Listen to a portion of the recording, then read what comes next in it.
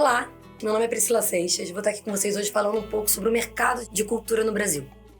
Eu sou sócia-diretora da Burburinho Cultural, produtora, gestora de projetos que atua no mercado há 15 anos.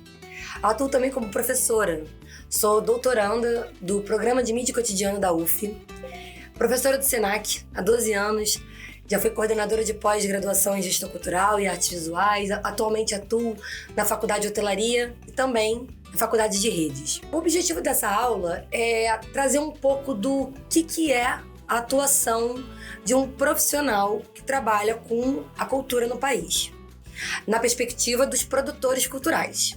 Claro que artistas também atuam como produtores, mas eu vou falar um pouco hoje para você que já ouviu falar na profissão produtor cultural, mas ainda não sabe como se inserir nesse mercado. Ou para você que já atua com a cultura dentro do seu território, mas nunca pensou nessa atuação de forma realmente profissional. Então, eu vou trabalhar a perspectiva da cultura dentro de uma linha do tempo. A Burburinho Cultural trabalha com projetos culturais há 15 anos. Então, eu vou falar um pouco desses projetos para falar um pouco para vocês como que esses profissionais podem atuar no mercado. Eu venho de uma realidade que começa a se institucionalizar no país através das leis de incentivo à cultura. Até pouco tempo atrás, ninguém sabia muito o que era incentivo fiscal. Recentemente, a partir de 2016, uma lei ficou famosa, que é a Lei Rouanet. Então, se você já ouviu falar na Lei Rouanet, você sabe o que são leis de incentivos fiscais. Entretanto, a Lei Rouanet, ela não existe no Brasil desde sempre. Ela tem aí um cenário de 30 anos e ela foi sendo institucionalizada nesse mercado. Eu sou formada mais ou menos há uns 15 anos e meu ecossistema de projetos, ela veio dessa formação. Eu sou formada na UF, em bacharel em produção cultural, e uma das primeiras ferramentas que a gente aprende na faculdade de produção cultural é o uso da Lei de Incentivo Fiscal, a Lei Rouanet. Porém, não existe só a Lei Rouanet de incentivos fiscais no Brasil. A gente também conta com leis estaduais e leis municipais de isenção fiscal. Essas isenções fiscais, elas visam contribuir para que projetos sejam viabilizados de forma indireta com patrocínio de empresas. Então, eu vou contar para vocês como tudo começou. Entrei na faculdade de produção cultural na UF, muito jovem, e assim que eu me formei, junto quase com o meu certificado e meu diploma de produtora, eu abri a Burburinho Cultural com um grupo de amigos. Todos nós, eles já vivíamos dentro desse sistema da faculdade. Então a gente já entendia quais eram os mecanismos de viabilização da cultura no país. Leis de incentivo, editais, e a gente também estava num cenário ali em 2006 muito aquecido da política cultural no Brasil.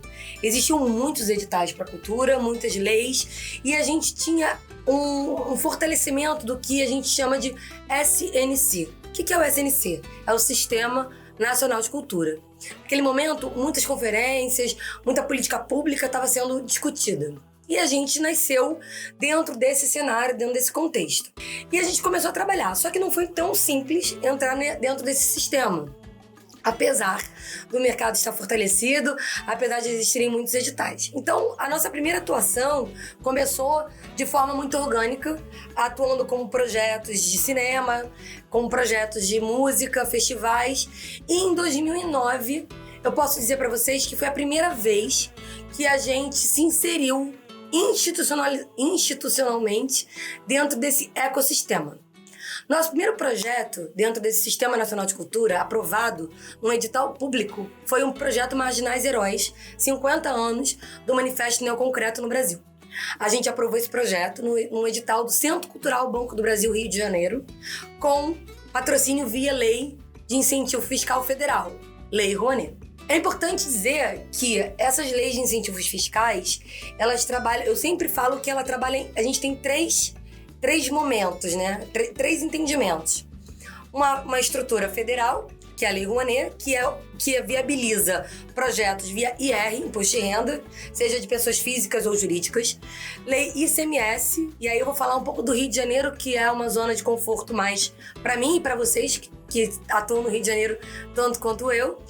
A estrutura do ICMS, que é a Lei Estadual de Incentivo à Cultura, que também é de isenção fiscal, e o ISS, pensando aí dentro do município do Rio de Janeiro, que também é um imposto, que é um imposto sobre serviços. Então a gente tem imposto federal, imposto estadual e imposto municipal.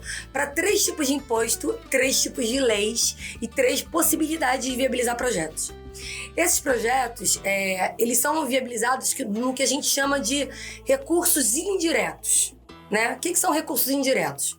O governo dá pra gente uma concessão pra gente poder viabilizar projetos culturais e a gente precisa correr atrás dos patrocinadores, né? A lógica desses patrocínios, ela acontece de uma forma parecida, porém, para exemplificar, o Banco do Brasil, voltando lá na minha trajetória da Burburinho, é um banco que viabiliza projetos culturais através da lei federal, porque o imposto que ele paga, de maior volume, é um imposto federal. O que não impede, por exemplo, dele vender serviços como esses títulos de capitalização, e também tem uma perspectiva de utilizar serviços, mas que não é um grande volume. Então, quase todo o volume de projetos viabilizados pelo Banco do Brasil acontece via lei federal de incentivo à cultura.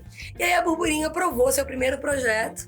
É importante dizer que para trabalhar nesse mercado, antes até mesmo de você conseguir um primeiro projeto, um primeiro patrocínio, é importante você ter um bom portfólio. Então, comece a atuar, realize shows, produza espetáculos e vai construindo o seu currículo profissional, seja ele enquanto produtor MEI ou como produtor que já tem uma marca consolidada, para que você possa ir construindo esse currículo, porque esse currículo ele é muito importante na hora que você vai entrar num edital público de isenção fiscal ou num edital público como o edital do Banco do Brasil, para falar desse primeiro como o marco zero aí da Burburinho. A gente também já prestava muito serviço justamente atendendo artistas e produtores que não conheciam como viabilizar projeto via lei. Então a gente já cadastrava projetos na lei de incentivo de outras pessoas, leis estaduais, municipais e federais, botava o projeto das pessoas nos editais e a gente começou a se movimentar dentro do que a gente chama, né, de ecossistema da produção cultural no Brasil, institucionalizada a partir do Ministério da Cultura, que naquela época a gente tinha ministério, e a partir do Sistema Nacional de Cultura. Nosso segundo projeto, que dentro dessas estruturas, lei de incentivo e editais públicos, foi o projeto Cordel com a Corda Toda. Foi um projeto que nos encheu de orgulho por muito tempo. A gente aprovou num edital chamado Eletrobras, não sei se vocês conhecem, mas o edital da Eletrobras é um edital nacional, acontecia anualmente, atualmente não tem tanta regularidade, e a gente aprovou dentro de uma linha de patrimônio imaterial. Então a gente trabalhava com a literatura de cordel dentro das escolas, como segundo tempo escolar. Então a gente levava a literatura de cordel para a Baixada Fluminense. Nosso território de trabalho foi o Nova Iguaçu, que atualmente, que na época tinha como secretário de Cultura o Faustini, que atualmente é o secretário de Cultura do nosso município, do Rio de Janeiro. E nós fomos contemplados nesse edital da Eletrobras e também conseguimos aprovar outros projetos. Foi um primeiro projeto que ganhou vários editais. Então ele é bacana falar deles para vocês, para exemplificar. Então a gente tinha um projeto que a gente chama de ação cultural. A gente trabalhava para levar oficinas de cordel realizadas por cordelistas dentro da escola. Além disso, a gente tinha um coordenador pedagógico, que é o Marcos Kovaski, que trabalhava com teatro. Então a gente usava a linguagem do teatro para desenvolver a literatura de cordel dentro da escola. E trabalhava com déficit de aprendizagem. Muitas vezes, crianças que tinham dificuldade de letramento, de escrita, elas conseguiam sanar muito dessas questões com o trabalho da literatura de cordel. A gente trabalhou com esse projeto por 2 anos. Tivemos a felicidade de ser aprovado no Ponto de Cultura de Nova Iguaçu, que fazia parte do Sistema Nacional de Cultura. A gente teve o projeto aprovado pela Eletrobras, via Lei de Incentivo Rouanet, né? Era lei federal, mas patrocinado pela Eletrobras. A gente ganhou um prêmio muito simbólico chamado Patativa da Saré, que premiava iniciativas de cordelistas, de iniciativas que trabalhavam com a cultura popular. A gente também ganhou esse prêmio.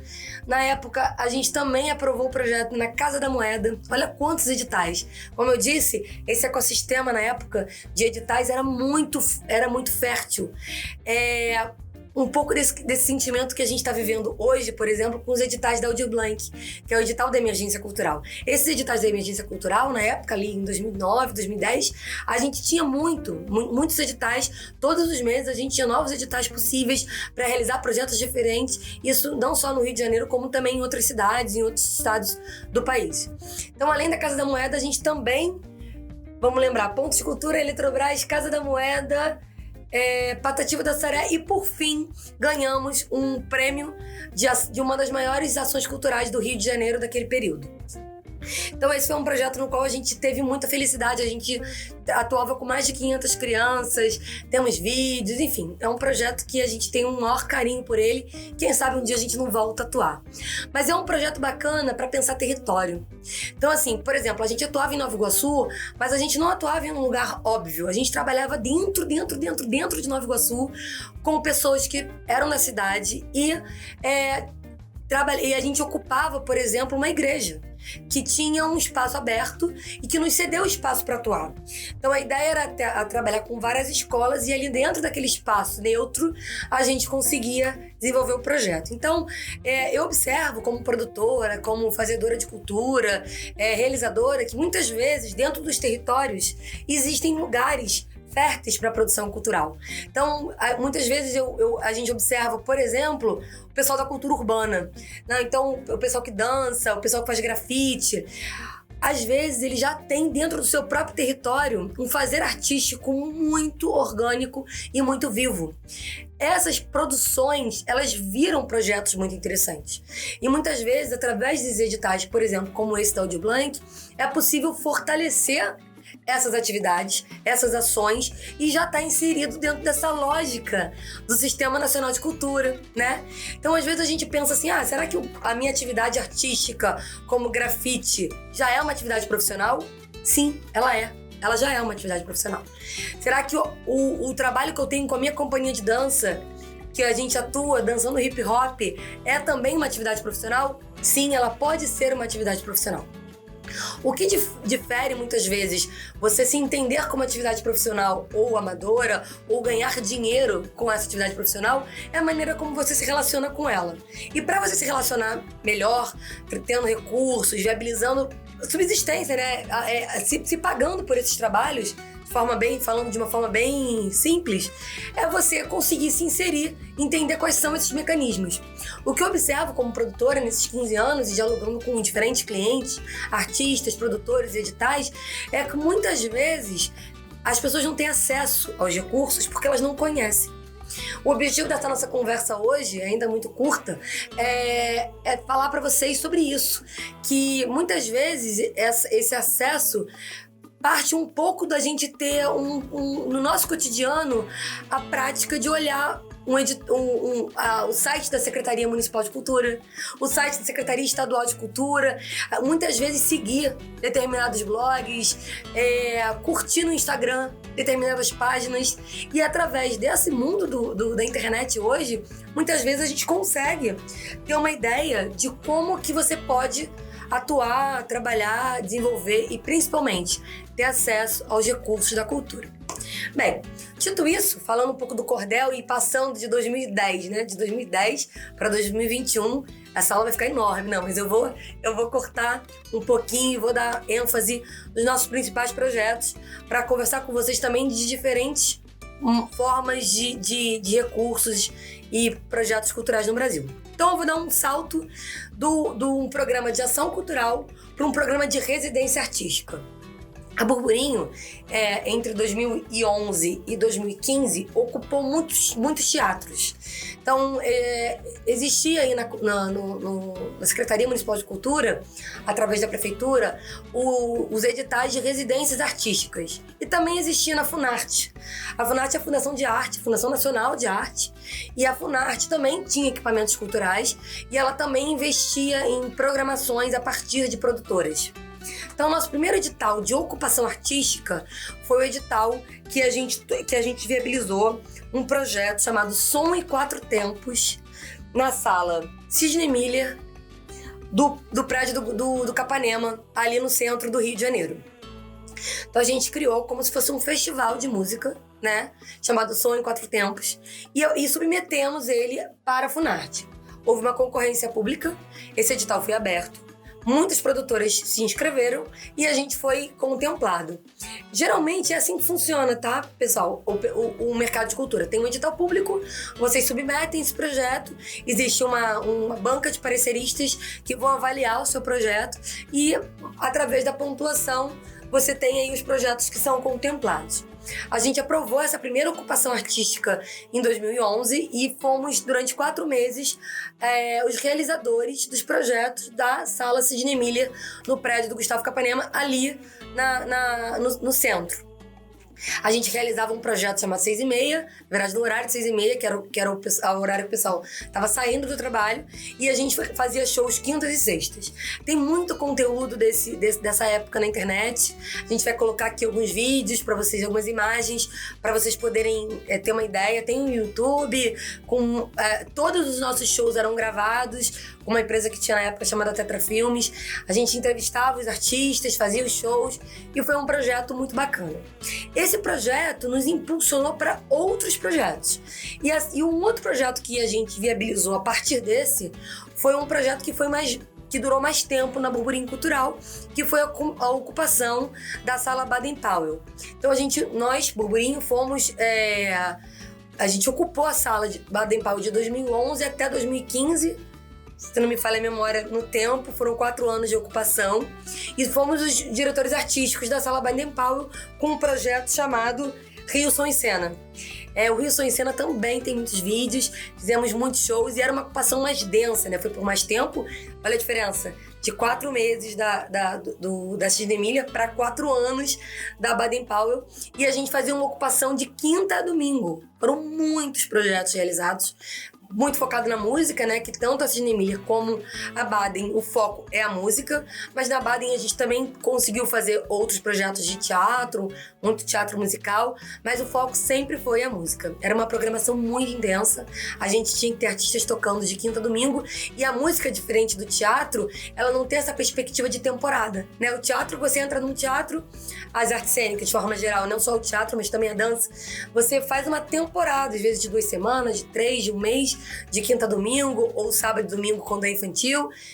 Na Baden não era isso, a gente tinha uma programação intensa de quinta a domingo, com vários artistas tocando, se apresentando. Foi um trabalho no qual a gente também tem um grande orgulho, e a gente trabalhava como residência artística. E aí, voltando a conversar com vocês sobre esse sistema de projetos. Muitas vezes, o seu bairro, né, tem um teatro que está subutilizado. Muitas vezes você tem uma lona cultural perto de você que está subutilizada. Então é muito importante, como produtor, como realizador, como artista, vocês entenderem quais são os equipamentos culturais mais próximos de você, para que você possa ocupar. É uma excelente maneira também de produzir, de entrar dentro desse sistema de cultura. Então, assim, a Baden a gente recebia muitos artistas, e muitas vezes de muitos lugares da cidade e de outros estados, e até artistas internacionais. Mas agora, o que eu tô querendo provocar para vocês é vocês pensarem nos equipamentos do seu bairro, pensarem no equipamento da sua cidade, pensarem no equipamento do seu território, porque muitas vezes esses equipamentos estão subutilizados. Então, é bacana a gente pensar esses equipamentos até mesmo como forma de diálogo com a sua própria comunidade, né? E é uma maneira também de gerar um portfólio importante. Esses editais de residência artística, eles ficaram muito enfraquecidos nos últimos anos. Antigamente, a gente tinha uma verba para ocupar esses espaços. Então, a gente, com esse recurso, a gente nos pagava enquanto produtores, tinha um recurso para comunicação, tinha um recurso para artista, tinha um recurso para formação de público. O Sistema Nacional de Cultura ele foi sendo enfraquecido em 2016, e com isso os editais passaram, as prefeituras, né, o governo federal deixou de colocar recursos direto para um produtor poder pensar uma programação tendo algum recurso para viabilizar ela, para simplesmente abrir para uma ocupação. E aí, assim, existem ocupações que você abre o espaço onde a estrutura da prefeitura banca muitas vezes o aluguel, a luz, a água, mas o produtor tem que arcar com a comunicação, tem que arcar com fazer parcerias para os artistas poderem se apresentar, enfim. É uma modalidade que mudou um pouco. A gente acredita que isso é muito cíclico, né? E que a melhor forma de você gerir um espaço público é pensar ele de uma forma um pouco mista, uma lógica meio público e privada. Falar de público e privado nos leva para um outro assunto que é bacana a gente tratar aqui hoje. Como eu disse, a gente tem as leis de incentivo. E para a gente viabilizar um projeto via lei de incentivo, a gente precisa de uma empresa interessada no nosso projeto. Então a gente aprova ele, o governo nos dá a concessão para fazer a isenção fiscal daquela empresa via aquele projeto, e depois a empresa tem que ter interesse no seu projeto. Isso é o que a gente chama de lógica indireta. É recurso público, como qualquer outro, mas é uma lógica indireta. A empresa que decide para onde que vai aquele recurso. E tem uma lógica direta. O que é a lógica direta? É recurso público, mas quem determina para onde vai aquele recurso é o próprio governo. Vou exemplificar. O programa Cultura Viva, que era o programa dos pontos de cultura. O governo determinava um edital chamado Pontos de Cultura. Ele abria uma convocatória pública, ou seja, ele colocava lá no sistema quem tivesse o potencial de realizar atividades em determinados territórios há muito tempo poderia propor ser ponto de cultura. E aí, se você fosse contemplado, aprovado, você recebia um recurso diretamente do governo para poder viabilizar aquele projeto. Essa é uma lógica direta. Pensando na residência artística, como é que ela funciona e ela pode funcionar?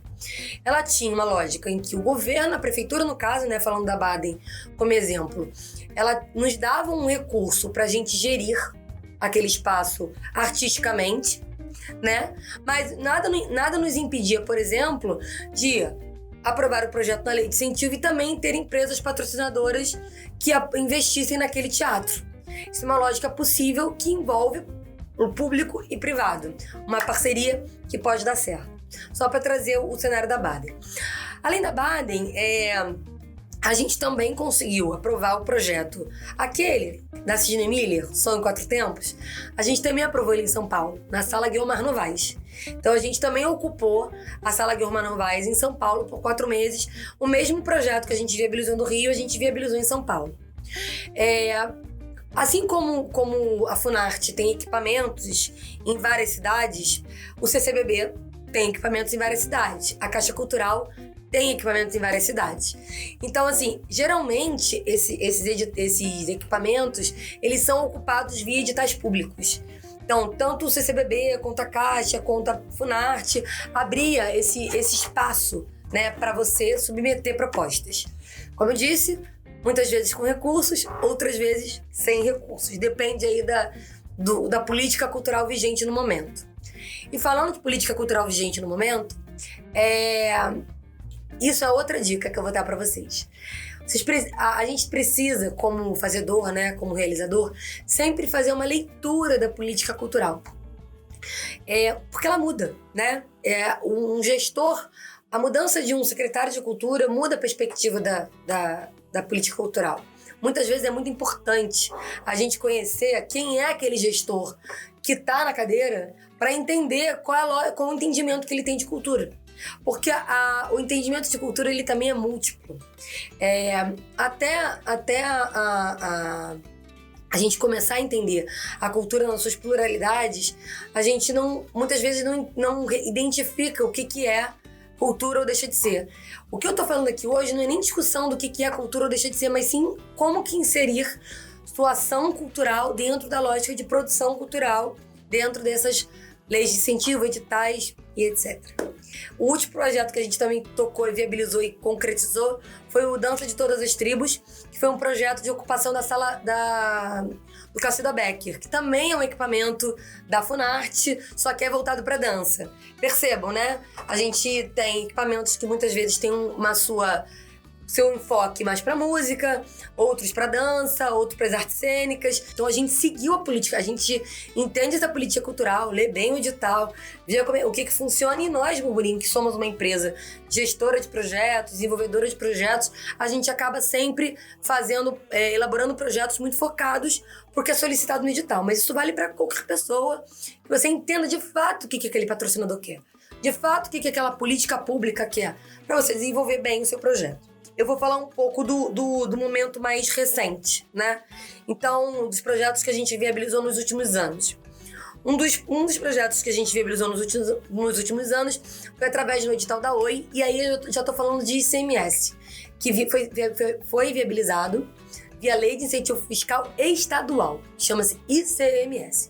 Essa lei estadual é uma lei que a Oi, por exemplo, utiliza muito. Então, assim, o que é o ICMS? É o imposto sobre produto. Então, por exemplo, supermercados pagam muito ICMS, lojas pagam muito ICMS, telefonia paga muito ICMS, empresas de bebida pagam ICMS, empresas de luz pagam muito ICMS, são produtos.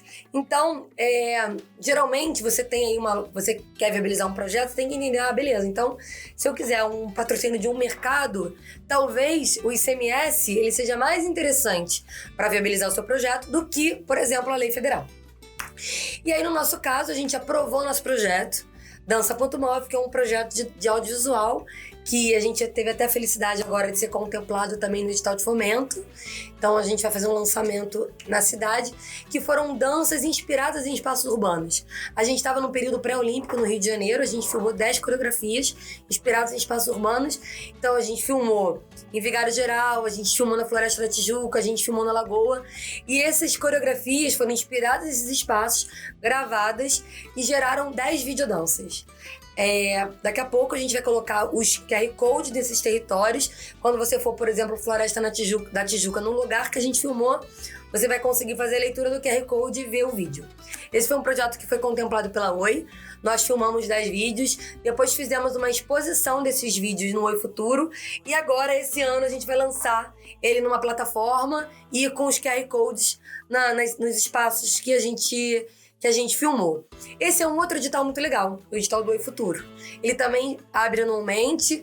É importante, né, quando eu falo assim, abre anualmente. Gente, geralmente abre anualmente, não quer dizer que abra todo ano. Em regra, assim, dentro de um histórico de incentivo da Oi, ela abre todo ano, e quando você aprova um projeto lá, você naturalmente vai fazer o uso da Lei Estadual de Incentivo à Cultura, que é a ICMS. No caso, falando do Rio de Janeiro, novamente, como recorte. E aí eu vou trazer uma outra lei de incentivo fiscal a partir de um projeto que a gente também já viabilizou, que é a lei do ISS. A lei do ISS, ela é muito parecida com a lei federal e com a lei estadual, só que ela é municipal. E aí a Burburinho viabilizou um projeto chamado Rio Music Drops. Foi um projeto que a gente viabilizou dentro de um hotel, que ele foi pensado para as pessoas que moram na cidade, passam pelos hotéis, mas nunca entraram dentro dos hotéis. Isso não é uma coisa que está no nosso cotidiano, no nosso hábito. Então a gente criou uma série de músicas, de um festival de música que acontecia uma vez por semana dentro de um hotel, e era aberto ao público para as pessoas poderem assistir concertos dentro de um hotel. A gente fez dentro do Vila Galé, que fica ali em Riachuelo, na Lapa. Era um hotel recém-inaugurado e foi patrocinado via lei do ISS. Como é que funciona a lei do ISS? Só pra gente falar um pouquinho rapidamente sobre isso. É uma lei que abre todo ano, geralmente em abril, para produtores, né, e artistas aprovarem seus projetos e conseguirem essa autorização para isenção fiscal, essa chancela. Com esse certificado em mãos, as pessoas que investem na cultura via ISS, elas fazem seus cadastramentos em agosto, geralmente. Então aí você tem um cruzamento, você tem que pegar o seu projeto e correr atrás daquelas empresas que foram aprovadas para serem investidores via ISS. E aí, novamente, correr atrás de patrocínio para viabilizar seu projeto. Mas o legal é que a Secretaria Municipal de Cultura dá a lista dessas empresas, inclusive o teto. Então, assim, uma empresa, por exemplo, como acho que eu não vou falar o nome das empresas, que não sei se posso. Enfim, as empresas têm seu status. Geralmente, as empresas têm até 1 milhão para investir via ISS, porque existe uma divisão dos recursos a partir do recurso que a prefeitura disponibiliza para uso via ISS. Tem que ter é importante falar que geralmente quando você quer viabilizar um projeto via lei de incentivo, ou via dentro desse sistema, ele não é uma coisa de imediata. É um projeto que você pensa a médio e longo prazo. Muitas vezes um projeto tem uma duração de 2, 3 anos dentro de uma própria lei. E aí eu vou falar para vocês sobre o último projeto que eu vou tratar nessa aula de hoje. O último projeto que a Burburinho viabilizou, que terminou agora a sua execução em 2020, é um projeto de cultura urbana chamado Uma Virada de Cores. A gente fez uma parceria com uma associação Brasil-Colômbia, em São Paulo, que imbuída pelo sentido de fazer projetos, né, de intercâmbio cultural, pensou um projeto inspirado numa cidade muito, muito importante para a Colômbia, que é Medellín.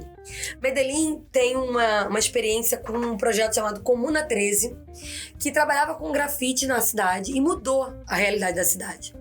Então, quando a associação fez a parceria com a Burburinho, ela queria trazer um projeto parecido com Medellín para São Paulo. Então a gente construiu juntos esse projeto chamado Uma Virada de Cores. O que é Uma Virada de Cores?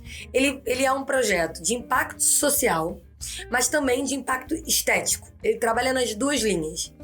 Ele pensa em realizar oficinas de grafite dentro dos territórios, e aí no caso específico do nosso projeto, a gente trabalhou numa comunidade muito grande de São Paulo, que é Heliópolis. E, através das oficinas de grafite, os alunos, com os professores, começavam a pintar muros da comunidade. E aí a gente vai mudando essa relação da arte, do espaço urbano e do território com esses alunos e com os seus moradores. Então, em 2019, esse projeto começou, teve patrocínio via Lei de Incentivo Federal, patrocínio de uma empresa chamada ISACETEP, e nós conseguimos produzir 42 muros no território de Heliópolis. Em 2020, com a pandemia, a gente não conseguiu fazer as aulas presenciais, mas fizemos muitas masterclasses, fizemos muitas aulas online e fizemos 3 grandes muros de 200 metros quadrados, também em Heliópolis. Esse é um projeto de território, é um projeto de cultura urbana, nesse caso específico, focado na cultura do grafite, e que envolve não só grafiteiros do próprio Heliópolis, grafiteiros de São Paulo, e a gente também conseguiu trazer, em 2019, 3 colombianos, e fizemos um intercâmbio, né, cultural. É um projeto que a gente produziu vídeo, a gente tem 2 documentários, um de 2019, outro de 2020, com o resultado não só dos alunos, como também esse ano, né, os murais que a gente conseguiu viabilizar esse ano de alto impacto foram murais um pouco de resposta dessa pandemia que a gente está vivendo. Então é um projeto também bacana e que envolve cultura urbana, envolve território, envolve lei de incentivo fiscal, envolve patrocinador, que também é um bom exemplo pra gente pensar. Bem, como eu disse, esse momento meu com vocês é uma aula curta, não dá pra gente falar de todos os projetos da Burburinho, mas meu objetivo aqui com vocês era trazer um pouco da função do produtor cultural. E aí eu vou terminar só um pouquinho falando que eu sou produtora da Burburinho nesses 15 anos, né? Eu sou sócia fundadora, já trabalhamos com equipes maiores, equipes menores, mas o principal da nossa função como produtor é entender como viabilizar projetos, como gerir projetos, como dialogar com artistas, dialogar com fazedores, realizadores de arte e principalmente gostar de arte, gostar de produzir, gostar de realizar. Espero que esse conteúdo tenha servido para vocês, que tenha sido útil para você que nunca pensou em trabalhar com produção cultural, tenha vontade de trabalhar.